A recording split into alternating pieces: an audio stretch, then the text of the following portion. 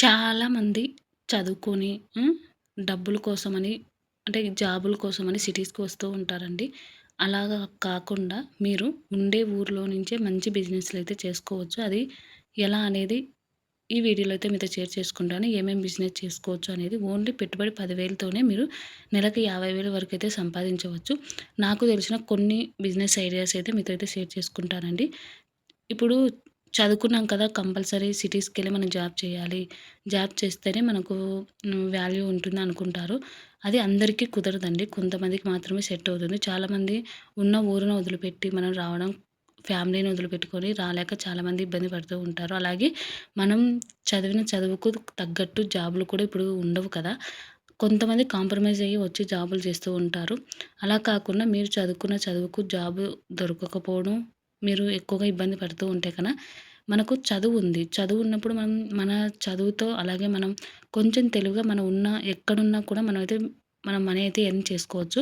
కాబట్టి ఊర్లో ఉన్నంత మాత్రాన అవకాశాలేమి తక్కువగా ఉండవండి. అదంతా మనకు తెలిసిన అంటే ప్లేసే కదా! చిన్నప్పటి నుంచి మనం ఉన్న ప్లేసే.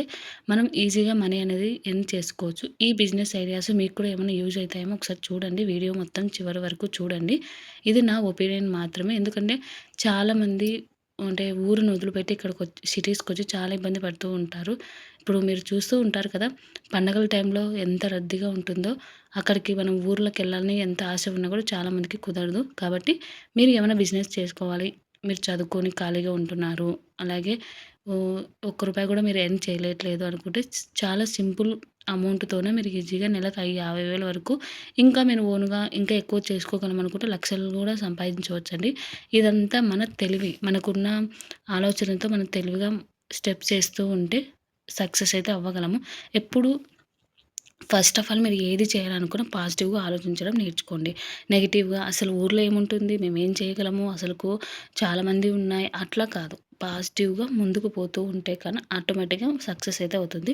ఇక ఈ 10,000 పెట్టుబడి నుంచి మీరు 50,000 వరకు చేసి కొన్ని బిజినెస్ ఐడియాస్ అయితే నేను మీతో షేర్ చేసుకుంటాను. ఒక 5 వరకైతే నేను చెప్తానండి. ఇక వీడియోలోకైతే వెళ్ళిపోదాం. ఫస్ట్ వచ్చేసి కూరగాయల వ్యాపారం అండి.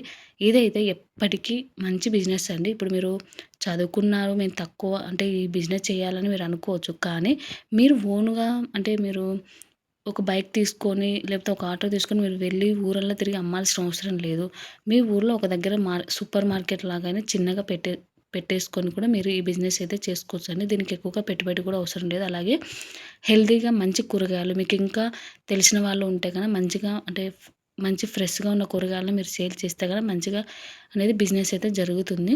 ఇదైతే చాలా బాగుంటుందండి. ఎప్పటికీ ట్రెండింగ్‌లో ఉంటుంది. మీరు ఇదే బిజినెస్‌లో నుంచి కూడా మీరు ఇంకా అంటే వే వేరు వేరు బిజినెస్‌లు కూడా చేయొచ్చు. ఒకవేళ మీరు ఒక షాప్ పెట్టి మీరు అమ్మలేకపోయారనుకో, ఒక బైకో, ఒక ఆటో ఏదో ఒకటి తీసుకొని ఊర్లు తిరిగేటప్పుడు మీకు చాలా అంటే ఓన్లీ కూరగాయలు మాత్రమే కాకుండా కారం పొడులు, అలాగే వడియాలు, అలా చట్నీస్ అంటే పచ్చళ్ళుంటాయి కదా! ఇప్పుడు అలాంటివి కూడా చిన్న చిన్న ప్యాకెట్స్ లాగా చేసుకొని కూడా మీరు సేల్ అయితే చేసుకోవచ్చండి.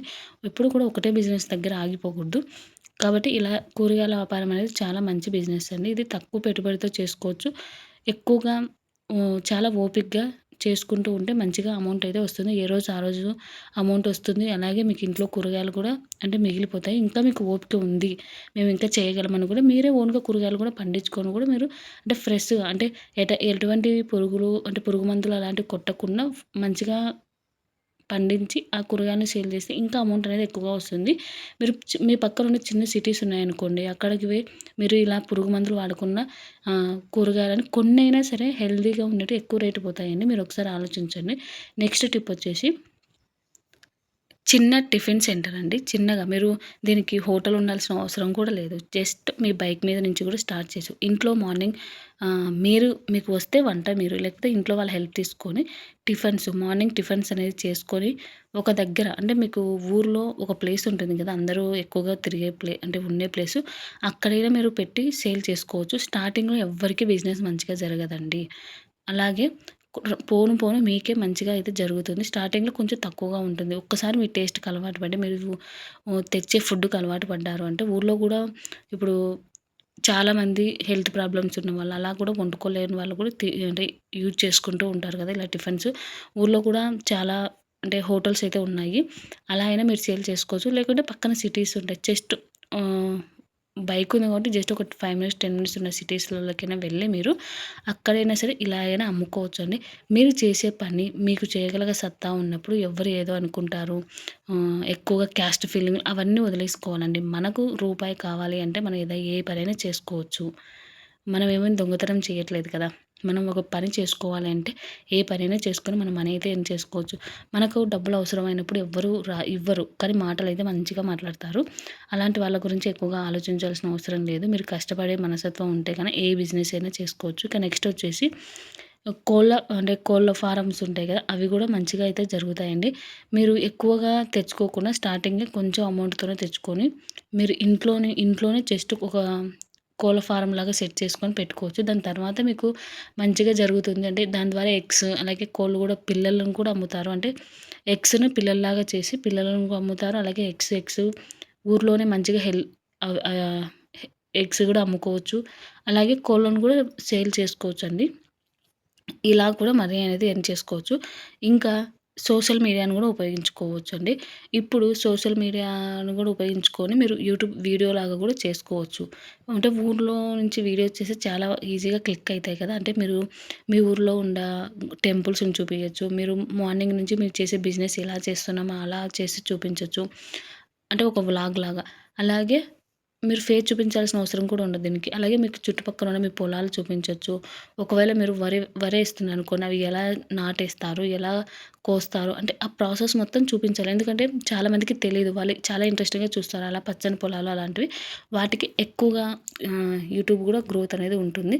ఇలా కూడా మీరు యూజ్ చేసుకోవచ్చు. ఇంకా సోషల్ మీడియాని యూజ్ చేసుకోవడం అంటే, మీరు చేసే బిజినెస్‌ను వాట్సాప్ గ్రూప్‌లలో, అలాగే ఇన్‌స్టాగ్రామ్, ఫేస్‌బుక్, యూట్యూబ్‌లో గూడా మీరు చేసే బిజినెస్ గురించి చెప్పచ్చు. ఇలా మీరు సోషల్ మీడియాని మీరు అన్ని విధాలుగా యూజ్ చేసుకోవచ్చు. ఇప్పుడు టచ్ ఫోన్ లేకుండా ఎవరు లేరు కదా! కాబట్టి మన దగ్గర ఉన్న దాంతో మనం మన బిజినెస్‌ని గూడా గ్రోత్ అయితే చేసుకోవచ్చండి. మీరు నెంబర్ గూడా ఇచ్చారనుకోండి, మీకు మీ చుట్టుపక్కల ఉన్న వాళ్ళు ఒకవేళ చూసినా వాళ్ళకి కావాలన్నా గూడా మీకు ఆర్డర్స్ అయితే ఇస్తారు. మీరు ఇంకా ఎక్కువగా కూడా పంపియాలనుకున్నా కూడా మీరు చేసిన బిజినెస్‌లో నుంచి మంచిగా గ్రోత్ అయితే ఉంటుంది. ఇంకా ఒకటి లాస్ట్ వచ్చేసి ఎప్పుడు ట్రెండింగ్‌లో ఉండేది కూరగాయల వ్యాపారంతో పాటు పాల వ్యాపారం అండి. ఇప్పుడు హెల్తీగా అంటే న్యాచురల్‌గా పాలు దొరకడం అనేది చాలా చాలా కష్టమైపోయింది. కాబట్టి మీకు ఓన్‌గా ఇలా అంటే పాల బిజినెస్ పెట్టుకోవాలనుకుంటే ఒక మూడో, నాలుగో స్టార్టింగ్‌లో బర్రెలను తెచ్చుకొని వాటి ద్వారా మీరు బిజినెస్ అయితే స్టార్ట్ చేసుకోవచ్చండి. లేదు అది మంచిగా సక్సెస్ అయిందనుకోండి, ఇంకా ఎక్కువగా పెట్టుకొని కూడా మంచిగా ప్యాకెట్స్ లాగా అంటే హాఫ్ లీటర్ ప్యాకెటు అలా ప్యాక్ చేసి కూడా మనం సేల్ అయితే చేసుకోవచ్చు. మంచిగా అయితే జరుగుతుందండి. ఇవన్నీ జరగాలి అంటే ఫస్ట్ మీరు ఎక్కువగా హ్మ్. కష్టపడే మనస్తత్వం ఉండాలి. అలాగే ఒక్కటే దాంతో బిజినెస్ ఇప్పుడు మీరు ఒకవేళ కోళ్ళ వ్యాపారం చేసినా అదొక్కటే చేసుకుంటూ వెళ్ళొద్దండి. ఎప్పుడు కూడా ఒకటే బిజినెస్ మీద ఆహ్, టైం ఎక్కువ మొత్తం పెట్టకూడదు. దాని తర్వాత నెక్స్ట్ ఇంకొకటి ఏం చేయాలి? ఇంకా ఏం చేయాలని ఆలోచించుకొని దానికి తగ్గట్టు అన్నీ ప్లానింగ్ చేయాలి. ఇప్పుడు ఫస్ట్ వదిలిపెట్టేసి రెండోది చేయమనట్లేదు. ఒక్కటే చేయకుండా ఒక 2, 3 చేసుకుంటే మీకు మంచిగా మనీ అనేది ఎర్నింగ్ అయితే అవుతుంది. మీరు చేసే పనిలో నుంచి ఇంకా ఎక్కువ ఏం చేయగలం అనేది చూసుకోవాలి. ఓన్లీ ఊర్లలో ఉన్నంత మాత్రాన ఏం తక్కువుండదండి. మన మైండ్ ఆలోచించుకుంటూ వెళ్తే చాలా చాలా ఐడియాస్ అయితే ఉంటాయి. ఇంకా నేను లాస్ట్ వీడియోలో కూడా కొన్నైతే చేశాను. విలేజ్‌లో ఉన్న వాళ్ళకు కొన్ని బిజినెస్ ఐడియాస్ అనేది హౌస్ వైఫ్స్ కూడా నేను చాలా చెప్పానండి. మీరు ఒకసారి చూడకపోతే చూడండి. ఇక ఇలా చేసుకోవడం వల్ల కూడా చాలా బావుంటుంది. ఇలా ఫస్ట్ ఒక బిజినెస్ ఇప్పుడు కూరగాయల వ్యాపారం చేసి దాంట్లో వచ్చిన లాభం మొత్తం తీసుకుపోయి టిఫిన్ సెంటర్ లాగా. అంటే మీరు కూరగాయల వ్యాపారం అనుకోండి. మీరు మార్నింగ్ మార్నింగ్ వెళ్తారా? లేకపోతే ఈవినింగ్ వెళ్తారా? అనేది మీకు ఒక ఐడియా ఉంటుంది గదా! ఒకవేళ ఈవినింగ్ వెళ్ళేటట్టుంటే మార్నింగ్ టిఫిన్ అనేది అవి టిఫిన్ మొత్తం సెట్ చేసుకొని వాటిని సేల్ చేసుకోవాలి. అలా మీరు చేసే బిజినెస్‌ని బట్టి మీరు దాన్ని టైంని సెట్ చేసుకుంటూ ఉండాలి. అందరికీ 24 గంటలే ఉంటుంది. కానీ మనం చేసే పని మనం ఎలా చేయగలం అనే దాన్ని బట్టి మనీ అనేది ఆహ్, ఎక్కువగా సంపాదించుకోగలమండి. ఇక ఇలా ఒక్కొక్క అడుగు మనం ముందుకేస్తూ ఉండాలి. ఇలా ఒక్కొక్క అడుగు ముందుకేస్తూ ఉంటే మన వ్యాపారం అనేది చాలా ఈజీగా ఎక్కువగా మొత్తం స్పెండ్ చేసేసుకోవచ్చు. అంటే మొత్తం ఎక్కువగా డెవలప్ అయితే చేసుకోవచ్చండి. ఒకటే దగ్గర ఆగిపోకుండా దాంట్లో వచ్చిన అంటే మిగిలింటది గదా! ఆ అమౌంట్ మళ్ళీ నెక్స్ట్ ఇంకొక మిగిలిన అమౌంట్‌తోనే బిజినెస్ స్టార్ట్ చేసే విధంగా ఆలోచించుకోండి. మీకు కష్టపడే మనస్తత్వం అలాగే ఓపిక ఉంటే ఈజీగా మీరు విజయం అయితే వస్తుందండి. కంపల్సరీ అయితే సక్సెస్ అయితే అవుతారు. నాకు తెలిసిన కొన్ని టిప్స్ అయితే నేను మాత్రం చెప్పాను. మీరు ఇక్కడ ఏమైనా మిస్టేక్ ఉంటే మీరు నాకు కామెంట్‌లో కామెంట్ చేయండి. నేనైతే మాక్సిమం ఈ 5 చేసుకుంటే మంచిగా అయితే హ్మ్. మేము ఊర్లో ఉన్నాము. ఓన్లీ పొలం పని చేసి మాకు డబ్బులు రావట్లేదని చాలామంది అనుకుంటూ ఉంటారు. వ్యవసాయం చేసుకుంటూ ఉండి కూడా ఈ బిజినెస్‌లు అయితే చేసుకోవచ్చండి. ఇక వీడియో అయితే ఇంతటితో ఎండ్ చేస్తున్నాను. మీకు వీడియో నచ్చితే గనక సబ్స్క్రైబ్ చేసుకోండి. అలాగే లైక్ చేసి మీ ఫ్రెండ్స్ అండ్ ఫ్యామిలీకి షేర్ చేసేసేయండి. వీడియో ఎలా ఉంది అనేది కామెంట్ చేయడం మాత్రం మర్చిపోవద్దు. Thank you.